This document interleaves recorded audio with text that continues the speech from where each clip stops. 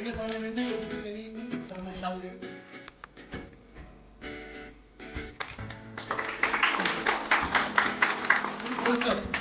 शिक्षण धर्मामध्ये गुरुनाच ग्रंथाला गुरु समजलं जातं, तसं आपण आज ती प्रतिमा आपण सादर करतो आहोत. आणि या विद्यापीठाची या वर्षाची गिरशिकाची आहे आपण देतो, जेणेकरून वर्षभर त्यांना आपलं विद्यापीठ नाव समोर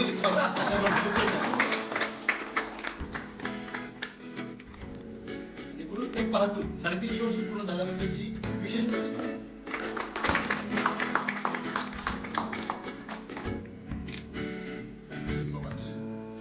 त्यानंतर मी विनंती करतो माझे सहकारी डॉक्टर सचिन नरेंद्र सरांना की त्यांनी डॉक्टर सुधीर सरांचा शाल कॅलेंडर ग्रंथ भेट डॉक्टर सुधीर.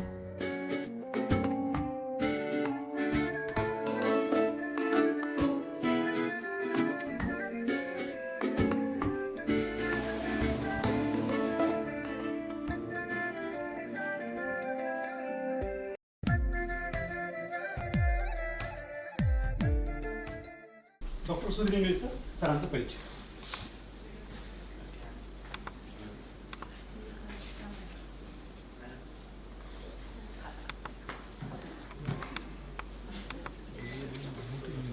स्वामी रामानंद तीर्थ मराठवाडा कार्यक्रमाला यशस्वी करण्यासाठी जे सातत्याने कार्यरत आहेत असे Amol sir, Gaikwad sir, Jondhale sir आणि रिसर्च स्टुडंट्स आणि विद्यार्थी मित्र, आज एक चांगली संधी आपल्या सर्वांसाठी उपलब्ध झालेली आहे. ती डॉक्टर धर्मेश धावनकर यांच्या निमित्तानं. आपण पाहतो मित्र हो की संपत्ती ही विविध प्रकारची असते, पण या संपत्तीमध्ये खरी संपत्ती असते की नात्यांची, आणि त्या नात्यांमध्ये ज्येष्ठ किंवा श्रेष्ठ नातं असतं ते मित्रत्वाचं. डॉक्टर धर्मेश धावनकर हे आमचे मित्र आहेत, आमचे मार्गदर्शक आहेत. हीच आमच्यासाठी खूप मोठी गोष्ट आहे. आम्ही जेव्हा त्यांना भेटतो तेव्हा सातत्यानं एक नवीन ऊर्जा घेऊन आपण जातो. जसं आपण मोबाईल आपला चार्ज करतो तसं सरांना भेटणं म्हणजे एक चार्जिंग आपली होत असते. आणि ही चार्जिंग गेल्या अनेक वर्षापासून आम्ही जेव्हापासून त्यांच्या संपर्कात आलो तेव्हा या माणसांच्या पैलूकडे बघितलं तर आपल्याला असं लक्षात येतं की यांना घडवलं कसं, नेमकं हे घडले कसे, असे अनेक प्रश्न पडतात. कारण सर हे मास कम्युनिकेशनचे प्राध्यापक जरी असले, राष्ट्रसंत तुकडोजी महाराज विद्यापीठ नागपूर इथं ते प्राध्यापक जरी असले तरी त्यांचं जे व्यक्तिमत्व आहे त्या चौकटीत बसण्यासारखं नाही. आपल्याला बऱ्याच वेळेला लक्षात येतं की प्राध्यापक शिक्षक म्हटले की एका चौकटीत असतो, पण हे व्यक्तिमत्व असं आहे की चौकटीच्या बाहेर आहे. त्यांना फोन केल्यानंतर अगोदर विचारावं लागतं, सर तुम्ही देशात आहेत का परदेशात? कारण कधी ते लंडन स्कूल ऑफ इकॉनॉमिक्स मध्ये असतात, तर कधी ते UK मध्ये असतात, कधी ते एखाद्या इंटरनॅशनल कॉन्फरन्स मध्ये असतात, तर कधी ते केरळ मधल्या कोची मध्ये त्यांचं व्याख्यान चालू असतं. म्हणून त्यांना अगोदर विचारावं लागतं की सर तुम्ही भारतात आहात का, आणि नंतर मग बोलावं लागतं. कारण कधी कधी ते त्यांच्या कामामध्ये एवढे व्यस्त असतात की आपल्याला वेळ देऊ शकत नाही. म्हणून एक आंतरराष्ट्रीय स्तराचे माध्यम तज्ज्ञ म्हणून सरांना ओळखलं जातं. त्यांनी स्वतःची ओळख तशा प्रकारची प्रामुख्याने निर्माण केलेली आहे. मित्र, त्यांचा जर बायोडाटा आपण पाहिला तर BA BMC, त्यानंतर MMC, त्यानंतर MSW, त्यानंतर MA advertising and public relation, MA linguistic, त्यानंतर MBA त्यांनी केले कम्युनिकेशन मध्ये, त्यानंतर त्यांनी MSc केलेली आहे. आता आपण MSc जर्नलिझम मध्ये कधी ऐकली नाही, पण त्यांची MSc जर्नलिझम मध्ये, ब्रॉडकास्टिंग जर्नलिझम मध्ये आहे. त्यानंतर त्यांची MSc सायकोलॉजी मध्ये देखील आहे, मानसशास्त्र या विषयामध्ये देखील आहे. त्यांचं MSc इकॉनॉमिक्स मध्ये देखील आहे, इकॉनॉमिक्स अँड एन्व्हायरमेंट मध्ये आहे. त्याच्यानंतर PhD टेलिव्हिजन मध्ये आहे आणि डिलीट आहे त्यांची न्यू मीडिया मध्ये. माध्यमांमधला डिलीट झालेला माणूस मला तरी वाटतं. त्यामुळे एक अशा प्रकारचं ते व्यक्तिमत्व आहे. आणि त्यांची पोस्ट डॉक्टरेट आहे USA मध्ये त्यांनी पोस्ट डॉक्टरेट केली. अशा प्रकारचं त्यांचा बायोडाटा आहे की जो आपल्याला नेहमी प्रेरित करणारा आहे, नेहमी नव्या नव्या गोष्टी हा प्रामुख्याने शिकणारा आहे. अनेक विद्यापीठाचे ते सन्माननीय रिसर्च गाईड पण आहेत आणि त्या ठिकाणी बोर्ड ऑफ स्टडी मेंबर पण आहेत. त्याच्यामध्ये faculty of media, JJT university Rajasthan, त्यानंतर संत गाडगेबाबा युनिव्हर्सिटी अमरावती, त्यानंतर नॉर्थ महाराष्ट्र युनिव्हर्सिटी जळगाव, त्यानंतर गोंडवाना युनिव्हर्सिटी गडचिरोली, त्यानंतर राजश्री तुकडोजी महाराज नागपूर युनिव्हर्सिटी नागपूर इथे ते आहेत. आणि विशेष म्हणजे 5 विषयामध्ये ते नेट क्वालिफाईड आहेत. 5 विषयामध्ये सर नेट क्वालिफाईड आहेत. हे मुद्दाम मी मित्र यासाठी सांगतो की एक व्यक्ती हा आपल्या कर्तृत्वावर यशाचे कोणकोणते शिखर तो पादाक्रांत करू शकतो याचं उदाहरण आपण ऐकलेलं आहे, पण हे उदाहरण तुमच्या समोर आहे.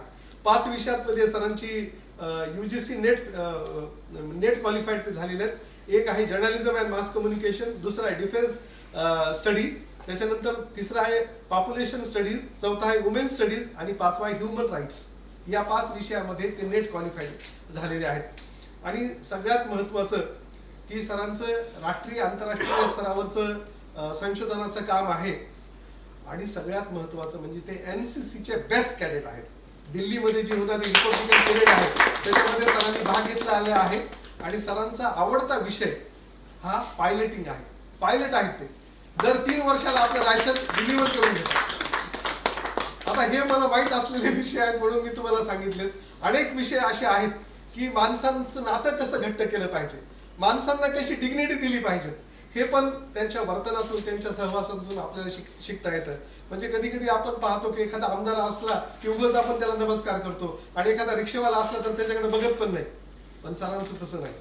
ह्युमॅनिटी हा विषय फक्त ते नेट क्वालिफाईड झाले नाहीत तर त्यांच्या वर्तनामध्ये ह्युमॅनिटी आहे, वर्तनामध्ये सामाजिक मूल्य आहे, वर्तनामध्ये समता आहे. आणि मला असं वाटतं की त्यांचं व्याख्यान ही त्यांची खरी ओळख असेल.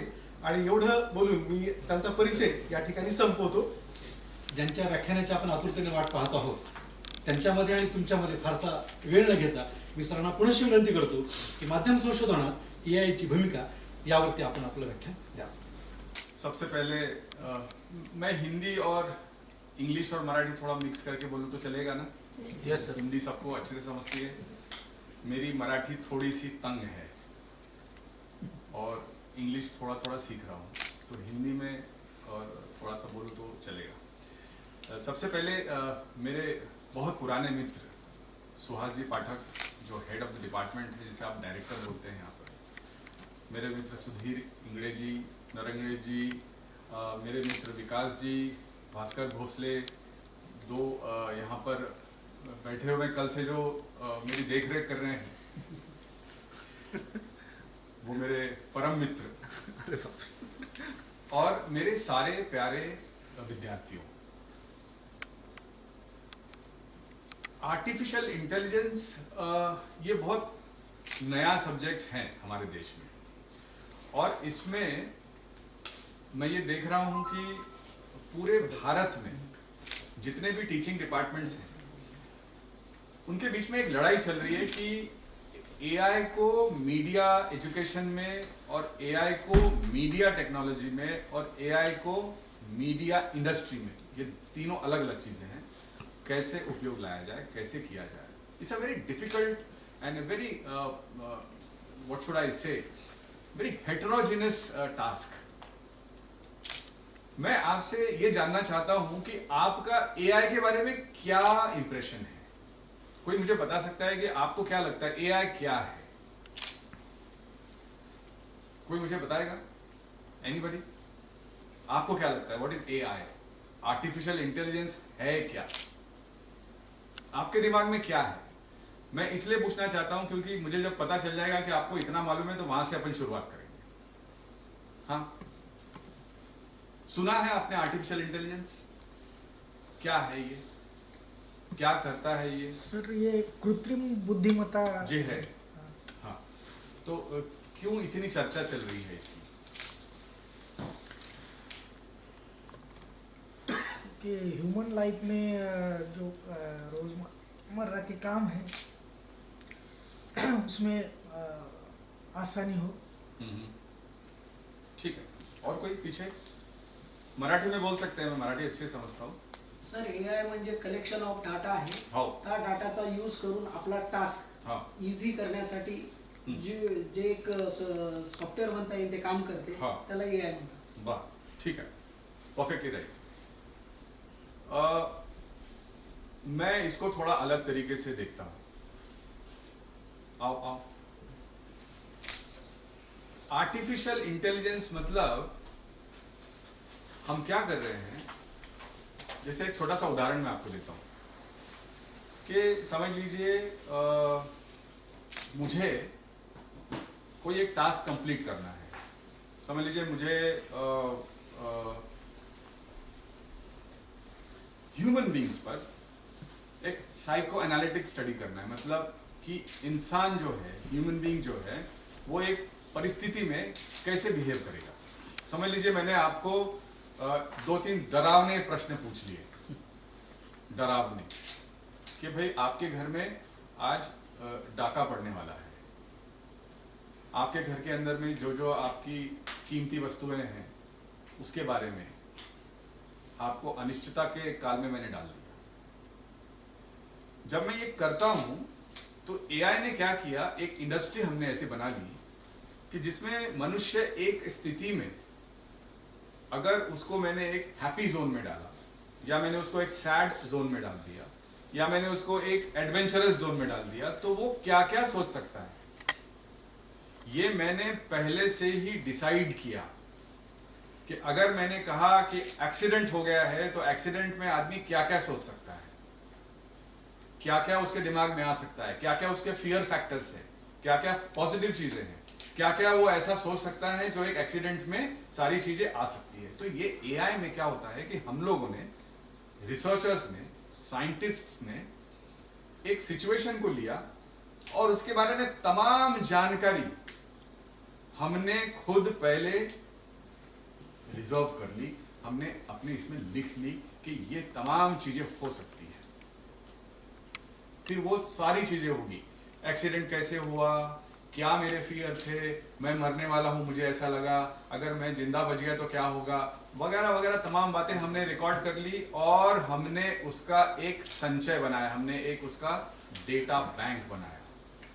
और फिर हमने क्या किया, हमने ये भारत में ले लिया, फिर हम अमेरिका चले गए, फिर हम जापान चले गए, फिर हम चीन चले गए, फिर हम साउथ अफ्रीका चले गए, हम ऑस्ट्रेलिया चले गए. हमने तमाम जितने इंसान इस दुनिया में रहते हैं, जो अलग अलग देशों में रहते हैं, उन सब की जानकारी इकट्ठा कर ली कि एक विशिष्ट स्थिति में एक विशिष्ट मनुष्य कैसे बिहेव करेगा, कैसे रिएक्ट करेगा.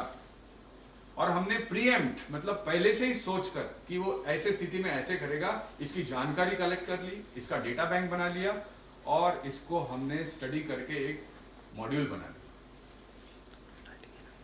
जब ऐसी परिस्थिति आती है कि हमारे लिए कोई पहले से ही पूरी तैयारी करके रखे, और क्यों करके रखें, क्योंकि अब हम सब कंज्यूमर्स हैं, हम प्रोज्यूमर्स हैं. प्रोज्यूमर मतलब हम कंज्यूमर तो है ही, मगर हम प्रोड्यूसर्स भी हैं. हम सोशल मीडिया पर हैं, हम गूगल पर हैं, हम इंस्टाग्राम पर हैं, हम व्हाट्सएप पर हैं, है ना सब लोग. कोई ऐसा है जो इनमें से कहीं पर नहीं है, कहीं ना कहीं कोई ना कोई तो है. अब देखिए इन्होंने किया क्या, ये पिछले 15-20 सालों से ये एक प्रक्रिया चल रही थी. मैं आपको एआई का इसलिए बैकग्राउंड बता रहा हूं क्योंकि बहुत सारे लोगों को मालूम ही नहीं है कि एआई बना कैसा, इनको कैसे मालूम मुझे क्या चाहिए. मैंने अगर टिकट बुक करी नागपुर टू नांदेड़, जैसे ही मैंने गूगल में ये मेरा रिक्वेस्ट डाली, जैसे ही मैंने कोई वेबसाइट पर ये क्वेश्चन डाला, तो क्या होता है, गूगल जो है ये सारा डेटा एक सॉफ्टवेयर में डालते रहता है और वहां से यहाँ पर कहाँ घूमना चाहिए, यहाँ पर कहाँ खाना चाहिए, यहाँ पर क्या विजिट करना चाहिए, यहाँ पर कौन सी जगह से क्या चीजें खरीदनी चाहिए, आपने कहाँ रुकना चाहिए, टैक्सी सर्विस कौन सी अवेलेबल है, ये तमाम बातें मेरे पास मेरे मोबाइल पर मेरे बिना मांगे, जिसको हम अनसॉलिसिटेड इंफॉर्मेशन कहते हैं. अनसॉलिसिटेड, मैंने मांगी नहीं, मगर चूंकि मैंने जस्ट डाल दिया, ये इंफॉर्मेशन आना शुरू हो गई मेरे पास. कैसे आ गई, मैंने तो मांगा नहीं. इसको अब हम एआई की लैंग्वेज में कहते हैं एल्गोरिथमिक कम्युनिकेशन। एल्गोरिदम बनाया हुआ है, मतलब हर एक आदमी जो है वो एक एल्गोरिदम का एक छोटा सा पार्ट है, एक नंबर है। आप हमारे एआई टेक्नोलॉजी के लिए आप सब जो बैठे हैं यहाँ, जो गूगल इस्तेमाल करते हैं, जो फोन इस्तेमाल करते हैं, वो हमारे लिए एक नंबर है, एक फिगर है, एक डिजिट है। और उसके माध्यम से मेरे पास सारी जानकारी आपकी आ रही है। 10 साल पहले हम एक कॉन्सेप्ट सुनते थे, सर्च इंजन ऑप्टिमाइजेशन, SEO। वो क्या करता था, आप कहां कहां जाते हैं, क्या क्या करते हैं, वो उसके ऊपर नजर रखता था। आप क्या कहां से डेटा ले रहे हैं, आप कितने विजिट कर रहे हैं, आप कौन से वेबसाइट में जा रहे हैं, आप क्या डेटा देख रहे हैं, उस पर नजर रखता था। एल्गोरिथमिक कम्युनिकेशन उसके भी ऊपर चले गया। एल्गोरिथमिक कम्युनिकेशन क्या कर रहा है, वो आपको एज ए इंडिविजुअल स्टडी कर रहा है। क्या आपको मालूम है कि आपकी इंडिविजुअल स्टडी हो रही है, इंडिविजुअल व्यक्तिगत स्टडी हो रही है एआई में। आप कैसा सोचते हैं, आप क्या खाना पसंद करते हैं, आप कैसी बातें करना पसंद करते हैं, आप किन लोगों के साथ रहना चाहते हैं, आपको क्या पसंद नहीं है, आप भविष्य में क्या करना चाहते हैं, आपके दिमाग में फ्यूचर में कौन से देश में विजिट करने की लालसा पैदा हो रही है, ये तमाम बातें आपको न पता करते आपके जैसा एक स्पेसिमन हमने स्टडी किया, जो आपके जैसे लोग हैं वो एक समान सोचते हैं, वैसा डेटा मैंने कलेक्ट कर लिया और ये मेरे पास में है। और मैं इसको सुधीर जी मोनेटाइज कर रहा हूं। मोनेटाइज मतलब ये जो डेटा है, ये जो इंफॉर्मेशन है, इसको मैं कमर्शियल वे में यूज कर रहा हूं। अब आप देखिए, आपको पता ही नहीं है आपके साथ क्या क्या हो रहा है। और भारत या फिर साउथ एशिया ये बहुत बड़ा मार्केट है, क्योंकि यहीं पर बड़े देश हैं। चाइना यही है, रशिया यही है, इंडिया यही है, वर्ल्ड का आधा पॉपुलेशन तो यही है। और मेरे लिए, टेक्नोलॉजिस्ट के लिए, मुझे पॉपुलेशन चाहिए, मुझे डेटा चाहिए। मैं आज जब भी कहीं विदेश में जाता हूँ तो वो लोग मुझे दिल्ली, मुंबई, कलकत्ता की जानकारी नहीं पूछते। वो कहते हैं बताओ कि नागपुर में क्या हो रहा है। नागपुर में आजकल अगर वैलेंटाइन डे होता है तो लोग बाग कौन से फूल खरीदना चाहते हैं, लोकल, रीजनल के इंटरनेशनल।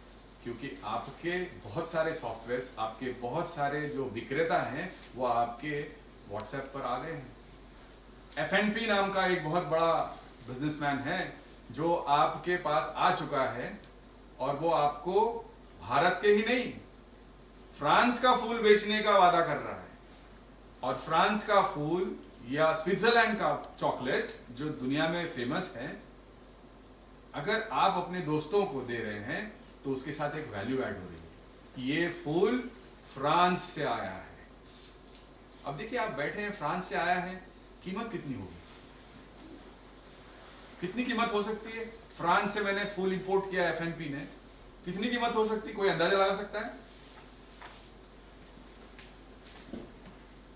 बहुत ज्यादा नहीं है, 100, 150, 200 रुपए का एक फ्लावर, एक गुलाब, ये आपके लिए वो इंपोर्ट कर रहा है। और FNP आपको अपने ही देश में एक दूसरे देश का प्रोडक्ट इंट्रोड्यूस कर रहा है, बिना आपके कहीं गए, बिना आपको कहीं जाए। क्या ये अच्छी बात नहीं? आप किसी को दे रहे हैं, आप बोले ये फ्रांस का गुलाब है, ये FNP से मैंने ऑर्डर किया है। जब ये आपके सोचने और समझने की शक्ति मैंने स्टडी कर ली, अब मैं यहां से मैं एक थोड़ा सा ये डिस्कशन कर रहा हूं, मैं देख रहा हूं लोगों को, मेरे ध्यान में आ गया है कि क्या सोच रहे हैं ये, कहां तक सोच रहे हैं ये, क्या कंफ्यूजन है इनके दिमाग में।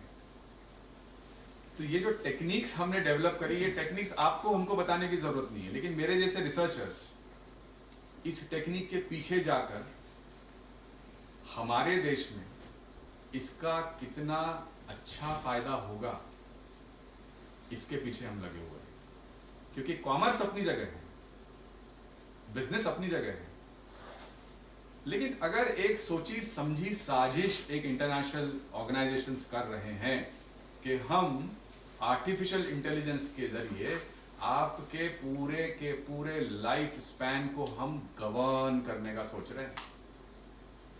पूरे लाइफ स्पैन को गवर्न करने का सोच रहे हैं हम। अभी आज की बात नहीं है, अभी आप इतने एज के हैं, फिर आपको और क्या लगेगा, तो हम सजेस्ट कर रहे हैं। अब देखिए ये सारी टेक्नोलॉजीज आज अवेलेबल हैं। फिर इसके बाद में चैट जीपीटी आ गया। चैट जीपीटी क्या है?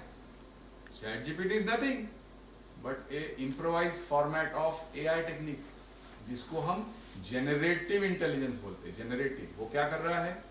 अब चैट जीपीटी कैसे काम कर रहा है आपको तो मालूम ही होगा। चैट जीपीटी आप कर रहे हैं ना, एप्लीकेशन लिखना है, प्रॉम्प्ट कर दो एक, I want to write application for leave, वो 4 लिख के दे देता है। उसने आपको देखा भी नहीं, आपने सिर्फ एक प्रॉम्प्ट किया।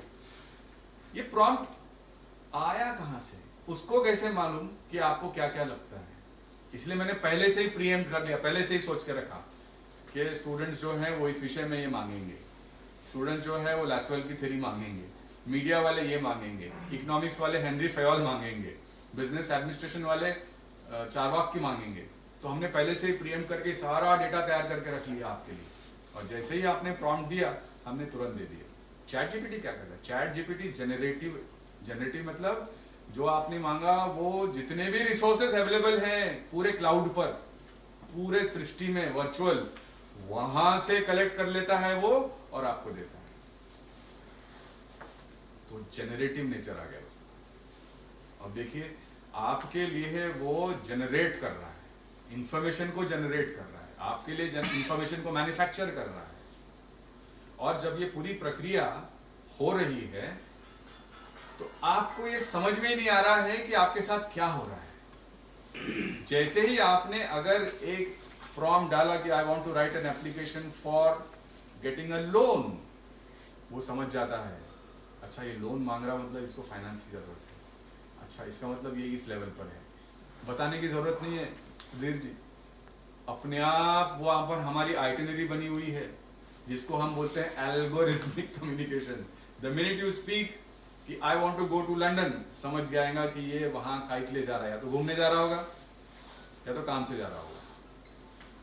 दो ही चीजें, काम मतलब अलग अलग काम, सरकारी होगा गैर सरकारी होगा, घूमना मतलब सरकारी पैसे में जा रहा होगा। ये सारी जो संभावनाएं हैं ना, आप सोच रहे होंगे कि मैं ये संभावनाएं क्यों बता रहा हूं।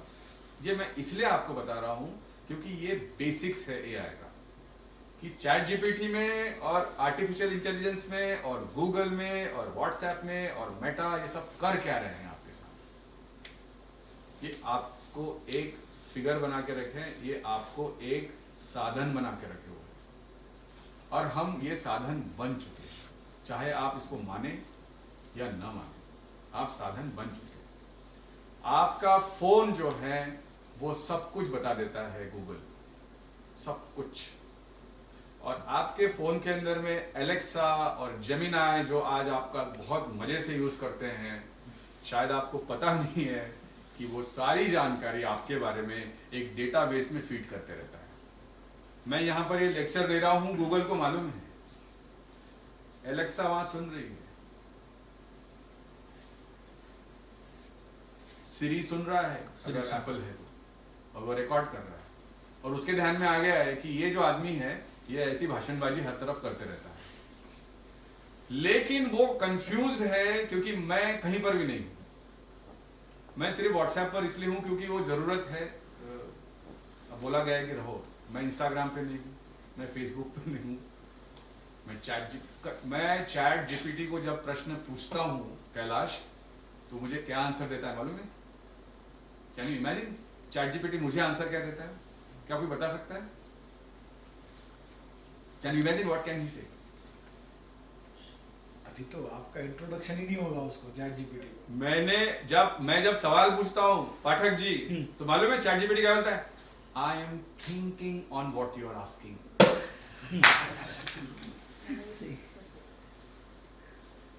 मैं कहता हूं I have no time for your thinking, मैं तुझे आंसर देता हूं।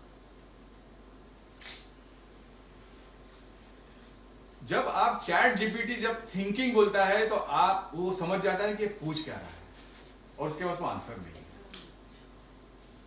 हम लोग सब इतने साधारण से सवाल पूछते हैं उसको। मुझे पुणे जाना है, मैं क्या क्या देखूं, वो तुरंत लिस्ट दे देता है आपको। हाँ, अरे हमने बेसिकली पूरी टेक्नोलॉजी को अपने आप को पंगु बनाने का ठेका ले रखा है। हम कुछ भी रिसर्च करना नहीं, हम कितना सजेस्टिव है। आप मोबाइल पर अगर एक स्पेलिंग लिखे, कॉन्स्टिट्यूशन लिखना है, CON लिख दिया कि 3-4 वो वेरिएशन दे देता है हमको, और हमें जो चाहिए होता है हम फट से टिक करते हो गया। स्पेलिंग्स हमारी वीक होगी। जेन्युइन अगर इसकी स्पेलिंग में पूछूं तो नहीं आएगी, ब्यूरो की स्पेलिंग पूछो तो नहीं आएगी लोगों को। कॉन्स्टेंटिनोपल बोलूंगा तो बिल्कुल नहीं समझेगा। जबकि हम लोग जब पढ़े हैं तो हम ये सब by rough and tough method से पढ़े हैं। We have learn spellings, we have learn sentences, we have learn grammar, सब कुछ पढ़ा है हमने। लेकिन आज मुझे वही ग्रामर चैट जीपीटी सिखा रहा है। I want to learn figure of speech, वो समझ जाता है अच्छा इसका लेवल ये है। Do you understand this? The minute you say what are the figure of speeches in English, वो पूछता है आपको इंग्लिश में ये फिगर ऑफ स्पीच चार। What are the vowels? He said A E I O U। How do I use the vowel? वो समझ जाता है इसका लेवल ये है। बताने का अर्थ ये है कि जैसे सवाल वैसे आपके उत्तर और वैसे आपकी इमेज डेटाबेस में सेव हो रही है, तो वो आपको उसी प्रकार का देते हैं। अगर उसके पास कुछ डेटा आ गया तो वैसे ही सेव करते रहेगा। ये जो एल्गोरिदम हमने बनाया है AI टेक्नोलॉजीज में, ये एक तरीके से अच्छा भी है, अच्छा एक जगह है। मैं इंजीनियरिंग का स्टूडेंट, मैं कोई पुल बना रहा हूं, मुझे बहुत फास्ट इंफॉर्मेशन चाहिए, वहां उसके लिए ठीक है ये। मैं कोई कैलकुलेशन कर रहा हूं, मुझे 17 बाय 18 इंच का एक पिलर बनाना है, ऐसे 50 फीट का मेरा ब्रिज है, उसके अंदर में लोड इतना आने वाला है और उसके अंदर में कितने पिलर होने चाहिए, लैंड कैसा है, क्रस्टी है, हार्ड है, रॉक वाटर है, क्या है, ब्लैक सॉइल है, क्या है, मैं फीड कर दूंगा, 2 मिनट में वो दे देगा, क्योंकि वो सारी इंफॉर्मेशन सुधीर उसके पास है। वहां यूज करना अच्छा है, वहां AI टेक्नोलॉजी बहुत अच्छी है, क्योंकि वो आपके लिए वो काम जो आप 2 दिन लगाओगे वो शायद 10 मिनट में आपको पूरा डेटा निकाल के देगी। लेकिन वहां पर भी पिछली बार जब मैं लंदन स्कूल ऑफ इकोनॉमिक्स में हम लोग डिस्कस कर रहे थे इस बातों पर कि कितना किया जाए, तो वहां पर वो सेकंड लेवल पे काम कर रहे हैं। Now they are talking about submersive AI। अभी तक अपने आए नहीं है, अभी यूरोप में, अमेरिका में रिसर्च चल रही है सबमर्सिव AI। हमारे यहाँ वो टर्म भी बात नहीं, मैं आज पहली बार शायद आप सबके सामने बोल रहा हूं। सबमर्सिव AI मतलब जिस चीजों के आंसर AI ने दिया है कैलाश, उन चीजों में मैं खुद जाकर, जिसको हम कहते हैं कि पार्टिसिपेटिव एंगेजमेंट, मैं खुद पार्टिसिपेट करूं और खुद देखूं कि क्या सही है। सबमर्सिव AI। जब तक सबमर्सिव AI हमारे आ जाएगा यहां, तब तक वहां और कुछ आ जाएगा। तो कौन कहता है कि टेक्नोलॉजी एक लेवल पे पृथ्वी पे आ रही है? AI के मामले में तो नहीं। सबमर्सिव AI मालूम ही नहीं हमारे को। सबमर्सिव AI मतलब they are going on a second level, कि अगर मुझे डेटा मिल गया कि ये मैं यहाँ लेक्चर दे रहा हूँ, कितना पिक्सल लाइट होना चाहिए, कितना अच्छा रिफ्लेक्शन आना चाहिए, ये सारी चीजें अगर हैं तो क्या सही में ये अच्छी है, क्या सही में ये मेरे आईज के लिए रेज अच्छे हैं, क्या सही में ये ऑफ वाइट या बर्न लाइट अच्छा है, इस पर अब वो बात आगे कर रहे हैं और उस पर वो डेटा जनरेट कर रहे हैं ताकि आपको फिर वो बेच सके। अभी AI समिट हुआ दिल्ली में, बहुत जोरों शोरों से हुआ, देखा आपने, समझा क्या हुआ उसके अंदर में? काफी इनोवेशन आ गया। दुनिया भर से सबने क्या क्या तीर मारे AI में। मैं मतलब मोदी जी को कंग्रेचुलेट करता हूं इस बारे में कि उन्होंने क्या किया कि भाई पूरे दुनिया में AI के ऊपर चर्चा चालू है, चलिए हम सबमिट करते, आओ आप अब क्या क्या कर रहे बताओ। और मोदी जी के सारे लोगों ने वो पूरे के पूरे रिसर्च को समझा ये कौन से लेवल पर है। हमारे देश में इतना बड़ा पॉपुलेशन है, हमारे देश में किस प्रकार की एआई कौन से जनता को किस प्रकार की कब दी जा सकती है, इस पर मोदी जी ने आदेश दिया है साइंस एंड टेक्नोलॉजी वालों को कि इस पर काम करो। ये जो करवा रहे हैं उस पर हमें काम नहीं करना है, इनको समझ लो कि ये यहां तक पहुंचे हैं, आपको आगे कहां तक जाना है ये अभी आप डिसाइड करो। देखो पूरी दुनिया आपके सामने लाके रख दिया।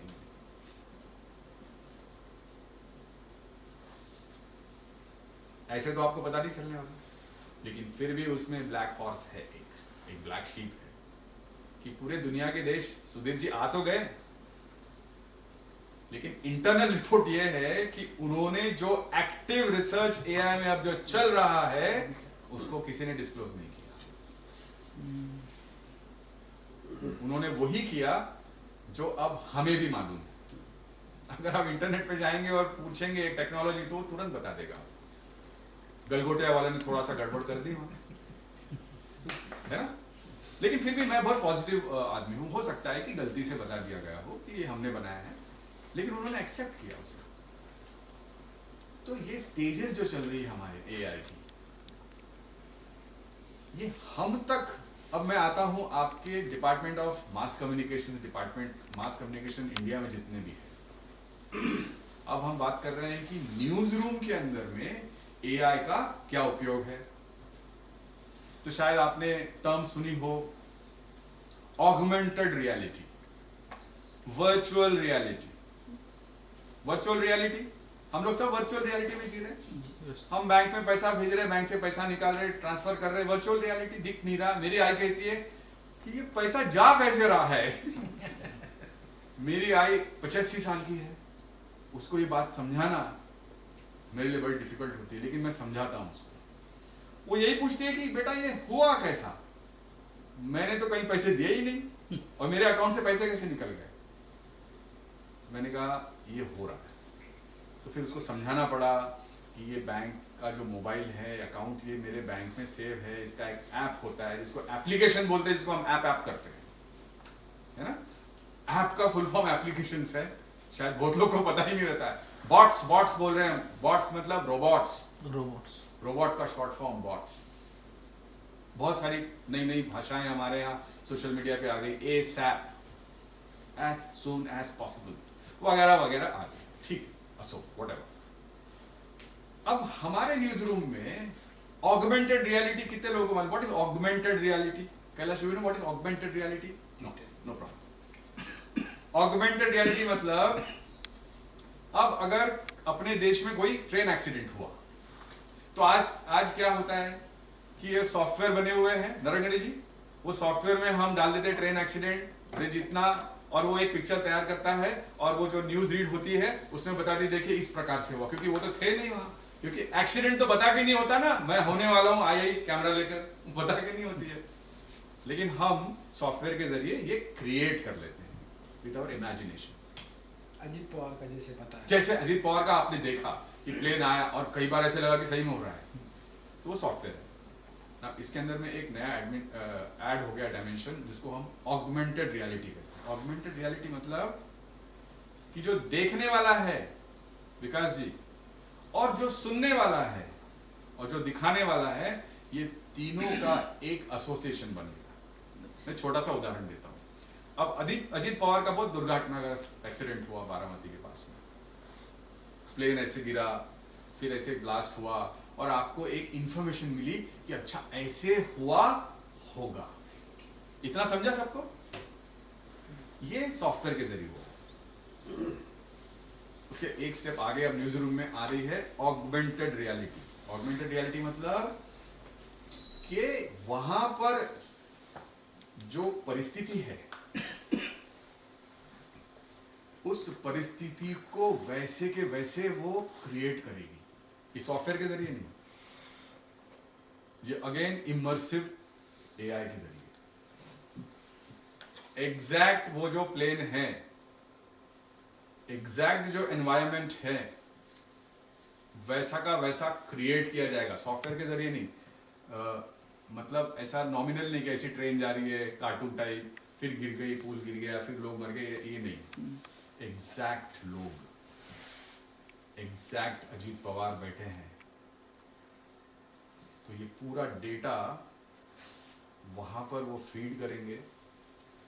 जो बारामती का जो एयरपोर्ट था वो वैसा का वैसा आएगा, और आप जो हैं वो वहां पर दर्शक बन के खड़े हैं, और ये हादसा आपके सामने हो रहा है, ये न्यूज वाले बताएंगे आपको, जो न्यूज रीडर वो बताएंगे। ऑगमेंट कर दिया रियलिटी, जो रियलिटी है उस वक्त तो हम थे नहीं। तो सॉफ्टवेयर में और ऑगमेंटेड रियलिटी में ये फर्क है कि क्लियर कट जैसा है, क्योंकि वो जो प्लेन है वो प्लेन की फोटो मेरे पास तो पहले से है, कंपनी के पास है। लियर जेट जो प्लेन था जिसमें अजीत पवार की लियर जेट, तो लियर जेट वैसा का वैसा आएगा। अजीत पवार के तो बहुत, अब देखिए उनके मरने के बाद भी कितने उनके वीडियो हम लोग, आपको पता है क्या कि असली कौन सा है और नकली कौन है? कोई बता सकता है? It's very difficult, it's very difficult. जितने वीडियो आप देख रहे हैं, बहुत सारे वीडियो इमर्सिव टेक्नोलॉजी को यूज करके उनके ऑडियो सैंपल को लेकर, उनके फिगर को लेकर, उनको जो कहना है वो वहां पर वो बताया जा रहा है, और हम समझ रहे हैं नरेंद्र जी कि ये अजीत पवार बोल रहे हैं। अभी बहुत सारे लोगों को मालूम ही नहीं है कि रियल वीडियो कौन से हैं और आर्टिफिशियल वीडियो कौन से हैं, ये हमें मालूम नहीं है। हमारे पास में ये विभाजन करने की, ये क्लियर करने की, ये डिस्टिंग्विश करने की विजन ही नहीं है, क्योंकि हम लोग इतने इसके अंदर डूब चुके हैं कि हम ये पता ही नहीं कर पाते कि रियल क्या है और अनरियल क्या है। आपका ऑडियो सैंपल ले लिया जाता है और आपके घर आपकी लैंग्वेज में फोन चले जाएगा आपकी वाइफ को, हाँ क्या नाम है आपकी वाइफ का? रेनू। हाँ ये आए हैं ना, इन्हें 10,000 रुपए दे दो। बोलेंगे हाँ दे देती हूँ। ये चले गए घर पे, बाद में ला रहे वो मिले, मैंने तो बोला ही नहीं। Audio sample. इसलिए मैं हमेशा से, जब ये फेसबुक आया था तो मैंने 2 दिन के अंदर में एक पोस्ट डाली थी कि ये फेक बुक बनने वाला है, और देखिए कितना फेक हुआ है। तो तब से मैं बाहर हो गया। मैं ये कहता हूं कि आप लोग खाना खाने जाते हैं, तुरंत फोटो निकालते हैं और फेसबुक पे डाल देते हैं, इंस्टा क्यों डालते हैं? क्या बताना है आपको, और उससे होगा क्या? क्या होगा? सेटिस्फैक्शन मिलेगा कि मैं वहां गया था, मैंने खाना खाया, बहुत अच्छा है। और लोग कैसे रिस्पॉन्ड करेंगे? ये कोई गुलदस्ता कुछ, और वो भी सब बोरो किया हुआ सारा बोरो किया, और सब अवेलेबल है वहां पे। इमोजी कौन सा होना टाइप करो, बोलता वो बोलता है ना, इमोजी कौन सा होना, सैड, या आगे 4-5 सैड। मीन्स आपको आपके अपने फीलिंग्स को रिप्रेजेंट करने के लिए वो टेक्नोलॉजी प्रेरित कर रही है, आपको समझ रही है। क्या जरूरत? किसी का जन्मदिन है, सॉफ्टवेयर बने हुए, सिर्फ आप जिसका बर्थडे उसका नाम डालो और जो भेज रहा उसका नाम डालो, पूरा म्यूजिक पूरा पूरा पूरा तैयार है। कैलाश हंस रहा है क्योंकि उसको मालूम है उसका कुछ भी नहीं है। आपको क्या लगता है जिसे ये मिला, को ऐसा लगता है कि आप इतने ज्ञानी हैं? आप कितने ज्ञानी हैं, आपका नॉलेज कितना है, आपको भाषा कितनी मालूम है, आपके मित्र को मालूम है, फिर कितना आर्टिफिशियल चल रहा है ये सब। उससे अच्छा आप फोन कर लें, हाँ भाई कैसे हो, वाढदिवसाच्या शुभेच्छा यार, तिकडे काय म्हणे, हाँ पार्टी केव्हा देता, हाँ देतो ना, देतो। ये बातचीत ओरिजिनल है, लेकिन हम सॉफ्टवेयर यूज कर रहे हैं। ये सारा जेनरेटिव एआई है, सारा का सारा बना हुआ है, आप नाम डाल दीजिए, आप अरे वाह वाह कितना अच्छा भेजा मैंने, लेकिन हम खुद फोन करके नहीं बोल सकते। लेकिन देखिए मैं मेन बात ये बता रहा हूँ कि इसमें इंसान की जो फीलिंग्स हैं वो मॉर्टगेज हो गई। जैसे हम बैंक में लोन लेते हैं ना, तो घर प्रॉपर्टी को मॉर्टगेज कर देते हैं, वैसे आपने अपनी जो बुद्धिमत्ता है वो मॉर्टगेज कर दी है, मॉर्टगेज कर दिया आपने। क्योंकि कन्वीनियंस है, बोल डालेगा दिमाग में, हाँ डाल, अच्छा हो गया, लेकिन हाँ चल कर दूंगा। So what are you doing basically? Basically you are getting trapped with your wish. आप अपने विश से ये सारी चीजों में ट्रैप होने के लिए तैयार खड़े हैं कि नहीं? और हम करने के लिए तैयार खड़े हैं। तो ऑगमेंटेड रियलिटी एक नया लेवल में लेके जाएगी, पूरा वैसा का वैसा, कोई सॉफ्टवेयर यूज नहीं, जेनरेटिव एआई, सबमर्सिव एआई आकर आपको, और आपको ऐसा लगेगा कि आप खड़े हैं वहां, आप खड़े हैं वहां। मतलब वो जो विजन होगा, जो कैमरा आपको दिखा रहा है, वो आप होंगे, पीओवी रहेगा। और आप वहां दिखाएंगे कि मैं हूं यहाँ पर, और आप उसको हाथ लगा सकेंगे। उसमें बहुत सारी चिंताएं हम लोग जता रहे हैं आज कि अगर ऑगमेंटेड रियलिटी में न्यूज रूम में आ गई तो हमारे देश के लोग तो बहुत संवेदनशील हैं। देखिए अजित पवार गए तो कितना दुखी हो गया महाराष्ट्र, पूरा भारत दुखी हुआ ना, हम लोग को बहुत दुख हुआ। अगर हमें ये मौका दिया गया कि हम वहां जाकर ही खड़े रहे तो कौन सा लेवल पे हम चले जाएंगे? क्या हम उस साइकोलॉजिकल सिचुएशन को संभाल पाएंगे? हम वैसे ही बहुत भावुक लोग हैं, बहुत धार्मिक लोग हैं, क्या होगा इससे? इस पर भी रिसर्च चल रही है स्कैंडिनेवियन नेशंस में। स्कैंडिनेवियन नेशंस यानी डेनमार्क, फिनलैंड, नॉर्वे, ये लोग इस पर रिसर्च कर रहे हैं विकास जी, कि ये टेक्नोलॉजी आने के बाद ह्यूमन साइकी पर क्या असर होगा। ऐसी तमाम बातें। हमारे एडवर्टाइजिंग में एआई का यूज अच्छी बात है। पहले हम एक क्रिएटर को बिठा रहे, पहले हम इमेजिनर को बिठा रहे, हम एक आर्टिस्ट को बिठा रहे, अब हमको कोई किसी की जरूरत नहीं है। हमको सिर्फ वहां पर की पॉइंट्स डाल देना है, वो 50 डाल देगा आपके सामने। क्यों? क्योंकि पहले से ही तैयारी करके रखा है, और नहीं है तो जनरेट कर लेगा। He'll borrow it from somewhere, he'll borrow it from the data bank, ये कर लेगा और आपके सामने दे देगा। बड़े प्रश्न उठ रहे हैं कि एआई के आने के बाद में नौकरियां चली जाएंगी। हाँ जाएगी, क्योंकि 10 आदमी का काम एक छोटा सा एआई कर देगा, स्पीड से कर देगा, क्लैरिटी से करेगा, फिनेस से करेगा, शार्पनेस से करेगा। फिर लोग पूछ रहे हैं कि फिर हमारे लिए क्या अपॉर्चुनिटी, मीडिया स्टूडेंट्स के लिए क्या अपॉर्चुनिटी? मैं हमेशा ये कहता हूं कि जब सुहास जी कोई एक नई चीज आती है तो कुछ माइनस पॉइंट लेके आती है, लेकिन कुछ नए दरवाजे भी खोल देती है। अब आप इस रीजन में रहते हो, आपकी मराठी बहुत अच्छी है, आपको कहीं जाने की जरूरत नहीं है। आप इस एआई टेक्नोलॉजी में, मराठी में, आपके विषय में कुछ अच्छा कंटेंट क्रिएट करने का प्रयास करें। और जो भी आपको अच्छा लगता हो, मैं ये नहीं कह रहा हूं कि मैं एआई पर लेक्चर दे रहा हूं तो आप एआई पर, नहीं। आपको क्या अच्छा लगता है? आपके दिल के पास कौन सा विषय है? कोई भी हो सकता है वो, क्योंकि हमें इसकी जरूरत है। एआई टेक्नोलॉजी को अच्छे क्वालिटेटिव रीजनल लोकल कंटेंट की जरूरत है। वो अपने आप पर नहीं बना सकता जब तक मेरी इनपुट नहीं आएगी।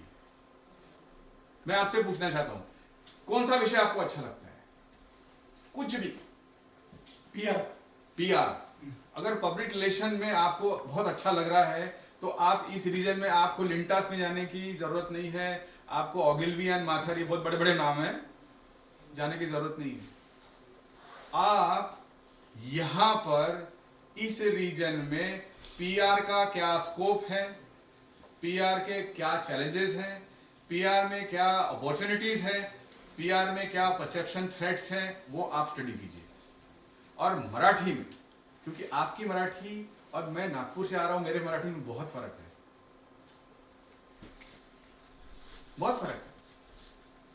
तो आपका जो डेटा है, आपका जो कंटेंट है, वो यहां के लिए काफी है, आपको उधर आने की जरूरत नहीं है। तो एआई ने एक नई अपॉर्चुनिटी ओपन कर दी है कि आपको लोकल ग्लोकल बना रही है। लोकल ग्लोकल, GLOCL, ग्लोकल यानी globally local. Globally local, Glocal एक नया कॉन्सेप्ट है। लोकल तो आप हैं, आपकी मराठी, मी यायला निघालो. कल ये दोनों बच्चे जब आए मुझे ट्रेन पे रिसीव करने, तो उन्होंने कहा हाँ मी तिकडे यायला निघालो, चालायला निघालो. मैंने कहा चालायला निघालो, अरे तो आ ही रहा है तो चल के ही आएगा ना. This is I have to respect.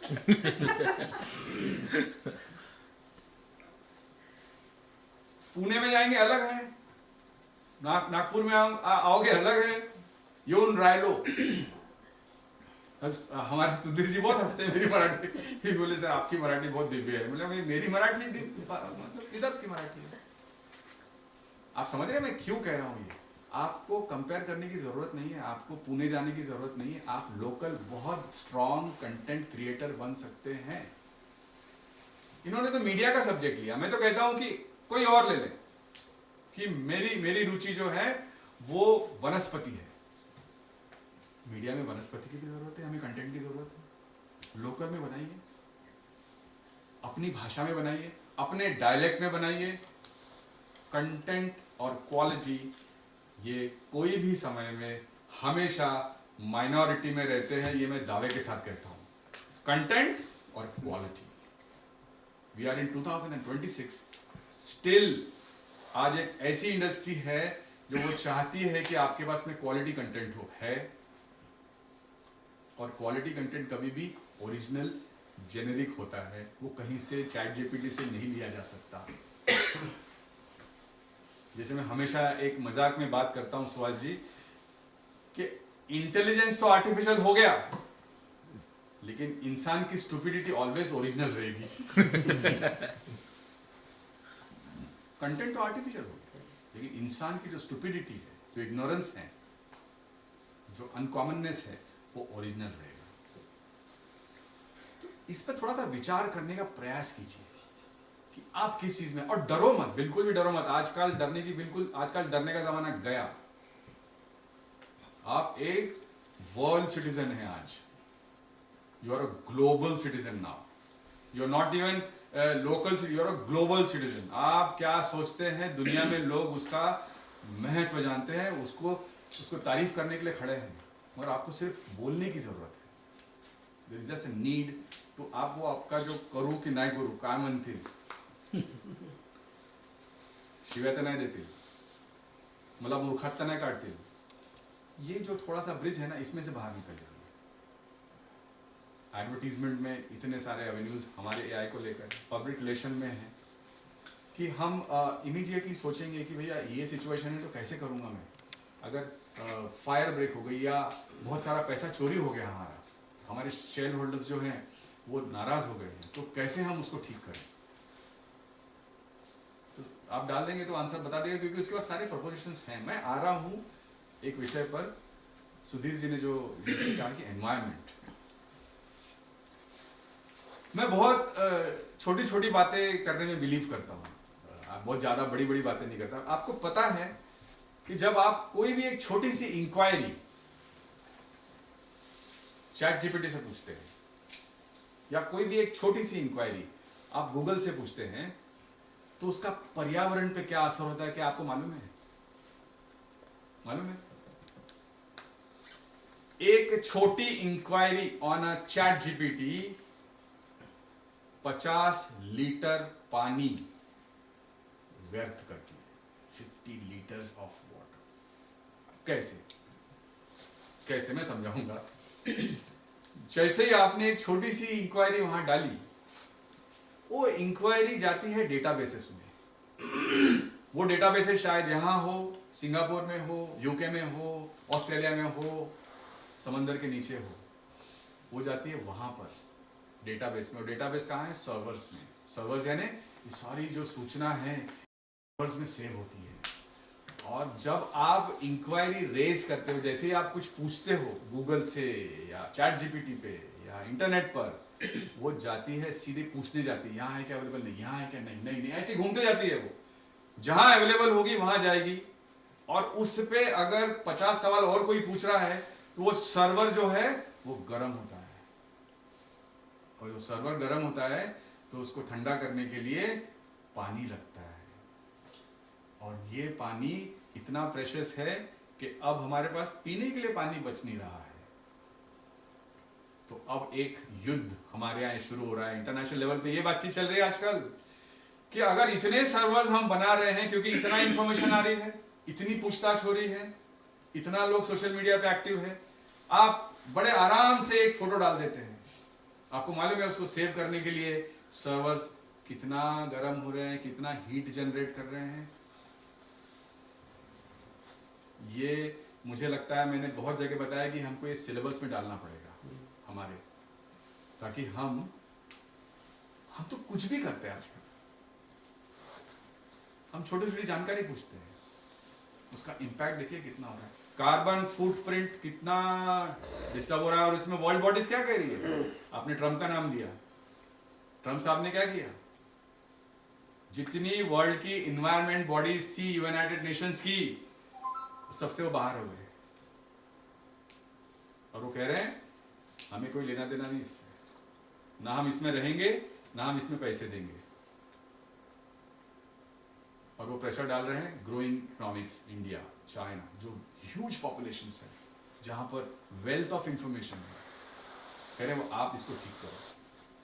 और हम उसको ठीक नहीं कर सकते, क्योंकि हम तो जेनरेटिव एज में, हम तो सीख रहे हैं, हम तो और जानना चाहते हैं, हम तो और प्रोग्रेस करना चाहते हैं। हमारे यहाँ कंस्ट्रक्शन हो रहा है, हमारे पे इंफ्रास्ट्रक्चर बन रहा है, तो हम पोल्यूशन तो करेंगे ही, और पोल्यूशन करेंगे तो कार्बन फुटप्रिंट जो है, जो हमारा ओजोन लेयर है, वो डिप्लीट होते जा रहा है, और उसकी वजह से जो डायरेक्ट अल्ट्रावायलेट रेज जो हमारे यहाँ आ रही है, वो उसके वजह से पृथ्वी गर्म हो रही है, समंदर इवेपोरेट हो रहे हैं, फ्रेश वाटर जो हमारे यहाँ पर है वो भी गल के नीचे आ रही है और समंदर में मिल रही है।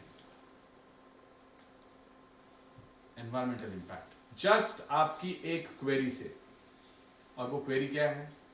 एकदम चिल्लर, मी आज नांदेडमध्ये कुठे जेवायला जाऊ, वाह, दैट गोज, घूम रही वो information server to server, server to server. और ऐसे मेरे जैसे और 50 होंगे जो कोई खाना ढूंढ रहा है, कोई होटल ढूंढ रहा है, कोई पैसे जाओ ढूंढ रहा है। मतलब हम ह्यूमन इंटेलिजेंस को छोड़ के ये आर्टिफिशियली जो हमने सेव करके रखा है कैलाश कहीं कहीं, उसको ढूंढ रहे हैं। और उसको ढूंढने के लिए देखिए मैं कितने पूछ रहा हूँ क्वेरीज, और वो जाके सर्वर्स गर्म कर रहे हैं, डेटा बैंक्स गर्म हो रहे हैं, और उसको ठंडा करने के लिए एयर कंडीशनिंग और पानी की जरूरत है। अब देखिए इसमें भी एक बहुत बड़ी राजनीति है। अमेरिका और बड़े बड़े देश अपने डेटा बैंक और अपने सर्वर्स को अपने देश में नहीं रख रहे, वो कहां खोल रहे हैं मालूम है? इंडिया में, अफ्रीका में। क्यों? क्योंकि मैं अगर सर्वर्स मेरे देश में रखूंगा तो उसको ठंडा करना, उसको पानी देना, उसके लिए बिजली पैदा करना मेरा काम है ना, इसलिए मैं क्या कर रहा हूं। और इसमें हम लोग प्राइड ले रहे हैं। मतलब मुझे बहुत दुख हुआ कि ये एआई जो समिट हुआ, और सुंदर पिचाई जैसे इतने, उन्होंने कहा कि हम लोग यहाँ पर डेटा सेंटर्स खोलने वाले हैं, हम यहाँ पर सर्वर्स खोलने वाले हैं, हम यहाँ पर डेटा बैंक्स खोलने वाले हैं। और मैं देख रहा था, और मैं बोल रहा था, अबे तो तू क्यों नहीं खोल रहा वहाँ, यहाँ क्यों खोल रहा है? तो मेरे घर वाले बोले ऐसा क्यों बोल रहे हो? बोला आप समझ नहीं रहे हो क्या कर रहा है वो। यहाँ सर्वर्स, यहाँ डेटा बैंक, और क्या कह रहे हैं? नौकरियां मिल जाएंगी। कौन सी नौकरी मिलेंगी? आपका मैकेनाइज्ड सर्वर जो है वो तो पूरा का पूरा आर्टिफिशियल, पूरा का पूरा मैकेनाइज्ड है। उसको मेरे देश का नरंगड़े क्या करने वाला है? हवा देने वाला है, बंद करने वाला है, चालू करने वाला है, मीटर बरोबर चल रहा है कि नहीं वो देखने वाला है, एसी का टेम्परेचर बरोबर है कि नहीं देखने वाला है, प्रेशर बरोबर है कि नहीं पानी का वो देखने वाला है। इसके लिए ये नौकरी मिलने वाली है क्या? Why don't they specify that which type of employment you are going to generate? Are you going to get into the software engineering? No, वो मैं बना के लाऊंगा। आप सिर्फ वहां पर चेक करना, हाँ प्रेशर बरोबर है, ये बरोबर है। किसी ने पूछा कि नौकरी कौन सी देने वाले हैं? किसी ने पूछा कि जो डेटा सेंटर आप खोलने वाले हैं इसके लिए कितना लैंड लगने वाला है? किसी ने पूछा कि यहाँ पर जो माइक्रोचिप यूज होने वाली है क्या वो भारत में मैन्युफैक्चर होके होने वाली है या सीधी डायरेक्टली इंपोर्ट होने वाली है? हमको ये सब मालूम ही नहीं है, इसलिए हम ये सवाल ही नहीं पूछ सकते। और जिन्हें मालूम है वो इतने रीचेबल नहीं है कि उनकी कोई सुने। बहुत लोग तैयार हो गए, बहुत खुश हो गए। न्यूज़पेपर्स ने खबरें छाप दी, हमारे देश में इतने खोलने वाले हैं, सुंदर पिचाई भारत का ऋण वापस कर रहे हैं। मतलब पत्रकारों को भी नहीं मालूम कि वो कर क्या रहे हैं, और पत्रकार उनके लिए बहुत बढ़िया काम कर रहे हैं, सुंदर पिचाई। उसका इम्पैक्ट क्या होगा एनवायरमेंट पे? यहाँ पानी कितना यूज होगा? पानी पीने के लिए नहीं है लोगों को, वहाँ मशीन्स को ठंडा करने। और आपका इंटरनेशनल ग्राउंड है, आपने एक बार हाँ बोल दिया तो आपको करना पड़ेगा।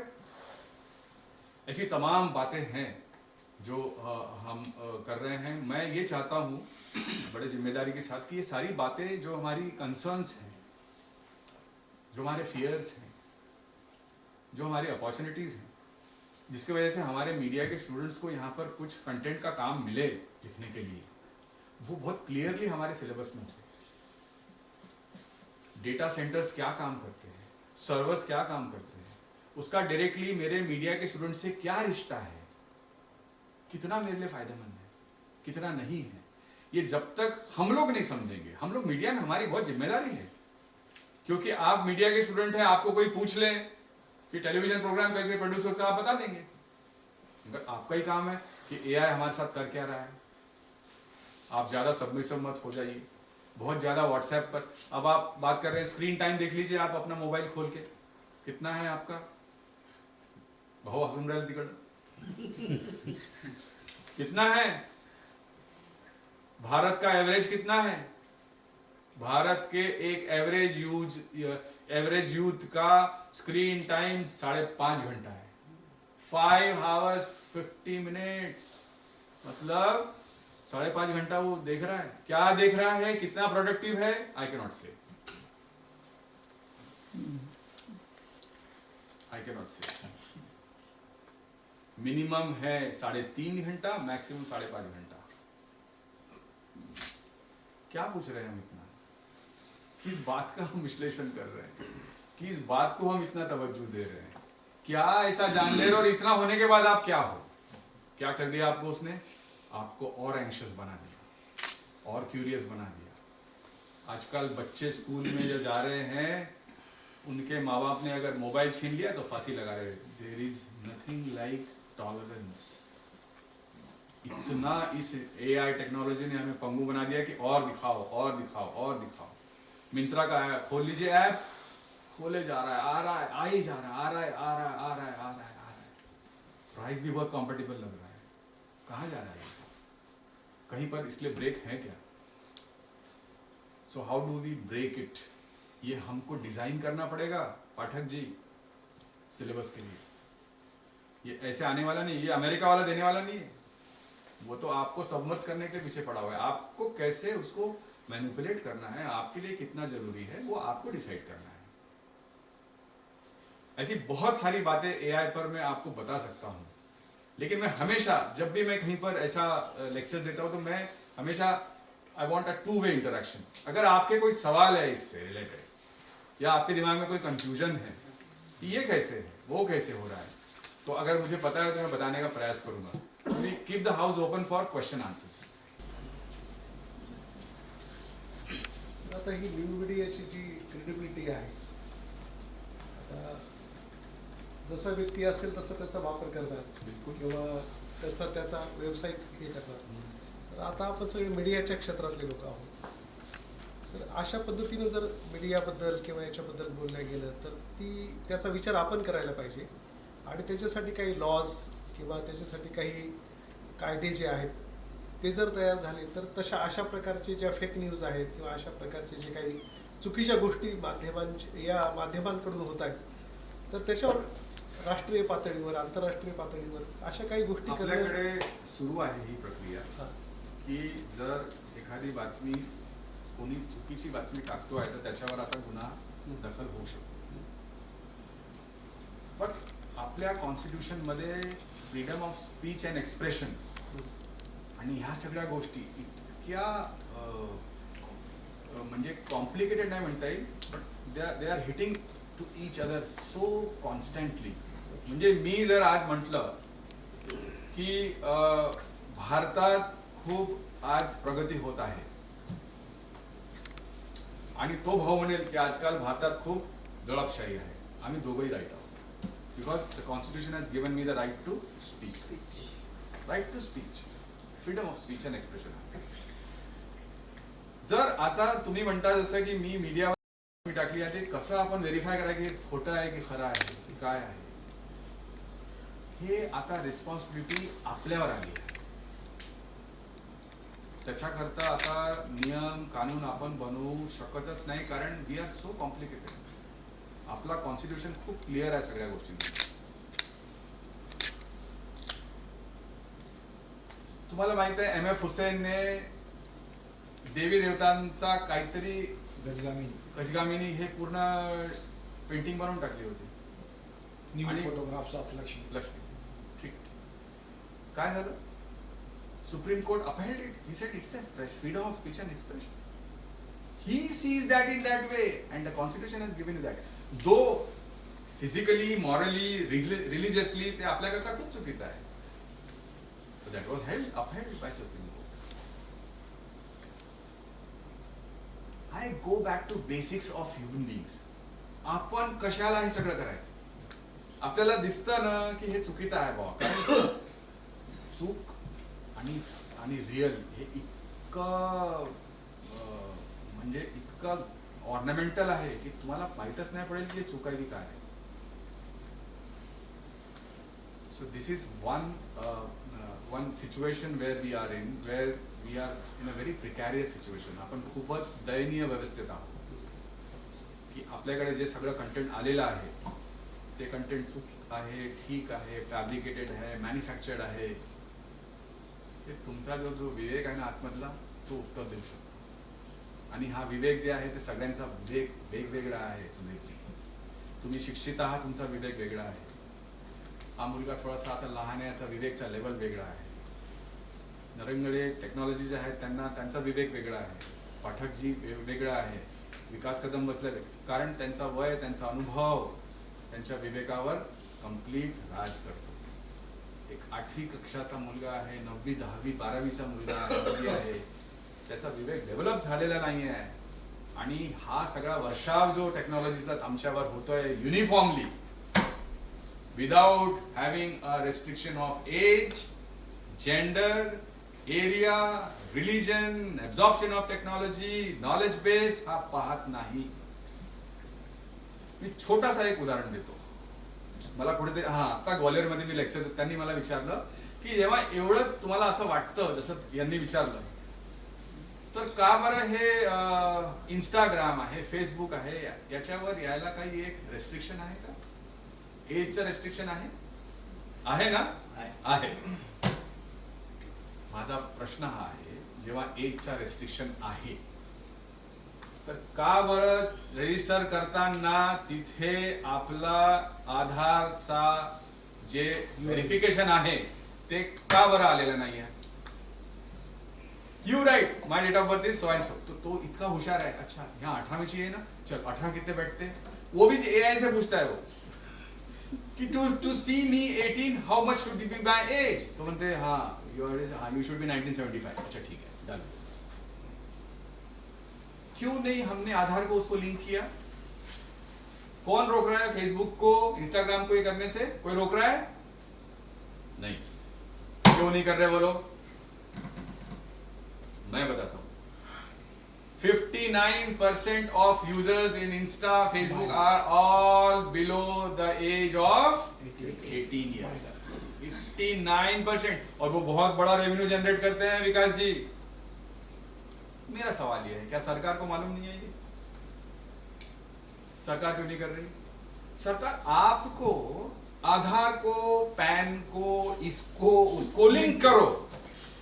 सोशल मीडिया पे हमारे सब लोग बहुत बड़े बड़े भाषण देते हैं, लेकिन ये जो टेक्निकल बात है जिसमें हम बच्चों को ऐसा दूषित कंटेंट न देखने दिया जाए, उसमें एज का, आधार का अगर हमने लिंक, सबका आधार है, बच्चा पैदा हुआ आधार कार्ड बन रहा है आजकल, तो फिर वो जो नवशिशु है या बालक है या टीनेजर है, अगर उसका डेटा आपको डालना ही नहीं है तो आप वहां पर आधार कार्ड डाल दीजिए. क्यों नहीं डाल रही सरकार?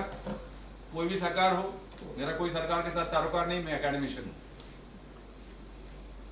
मैं रिसर्चर हूं. मेरा सवाल है, क्यों नहीं डाल रहे आप? वो इसलिए नहीं डाल रहे, मैं बताता हूं. क्योंकि ये जो बड़ी बड़ी कंपनीज है ना, इनका प्रेशर है आप पर, आप ये मत कीजिए, आप मत कीजिए, आधार का मत कीजिए, राशन लेने जाइए फिंगरप्रिंट लग रही है, हम तो नहीं जाते क्योंकि हम लोग एलिजिबल ही नहीं है, लेकिन जो लोग जा रहे हैं उनका फिंगरप्रिंट लग रहा है ना, लग रहा है कि नहीं लग रहा है? फिर तो यहाँ क्यों नहीं लगा रहे? क्या वर्चुअली फिंगरप्रिंट नहीं ले रहे? सबके मोबाइल फोन में अवेलेबल है, ले लीजिए। नहीं ले रहे, डाल दीजिए, आधार को लिंक कर दीजिए, नहीं कर रहे हैं क्योंकि 59% डेटा ये यहां से आ रहा है। ये बिजनेस मॉडल है, इसको कहते हैं मोनेटाइजेशन ऑफ थिंग्स। और फिर आप बात कर रहे हैं नहीं, बच्चों को बहुत बेकार डेटा देखने मिल रहा है, पोर्नोग्राफी देख रहे हो, रोकिए ना, डाल दीजिए। 50-60% लोग अगर वहां से बाहर हो जाएंगे तो आप और हम जैसे तो कुछ ज्यादा देख ही नहीं रहे। हमको देखने की जरूरत है, हम तो अपने जिंदगी में इतने मसरूफ हैं, नोकरी, प्रमोशन, आता मला MA झाला त्याच्यात कुठे नोकरी भेटन, पाठक साहेब सांगा, इंटर्नशिप है ना, सब अलग अलग लेवल में। ये अलग लेवल में जी रहे, वो अलग लेवल में जी रहे, ये जो खड़े हैं वो अलग लेवल में है, कैलाश अलग लेवल में है, आप जो बैठे हो सेकंड ईयर में वो अलग ही लेवल में चल रहे हैं, जो नहीं आते वो तो बहुत ही दिव्य लेवल में है। सबका लेवल अलग है भाई, और इन सबको सोशल मीडिया को फीड करना है, और फीड हो रहा है, और जैसा जिसको चाहिए वैसा मिल रहा है। मेरा जैसा प्रश्न मेरा वैसा उत्तर। मेरा प्रश्न पे chat GPT I am thinking बोलता, बोल बोल बोल। ये सारी चीजें हैं, मैं डरा नहीं रहा हूं, लेकिन लोकल रहिए, कंटेंट अपना बनाइए। कंटेंट की बहुत क्वालिटी की जरूरत है आज भी। तो आप यहाँ के हो, महाराष्ट्र के हो, बाहर के हो, कोई जरूरत नहीं, कभी आप अच्छा काम कीजिए। मेरे ये बहुत प्रिय विषय है तो मैं बहुत बोलता रहूंगा। आपके और कोई प्रश्न हो तो हम ले लें, नहीं तो हम इसको समाप्त तो नहीं करेंगे, लेकिन इसको एक शुरुआत करेंगे। यस, शुरुआत। Thank you so much for listening.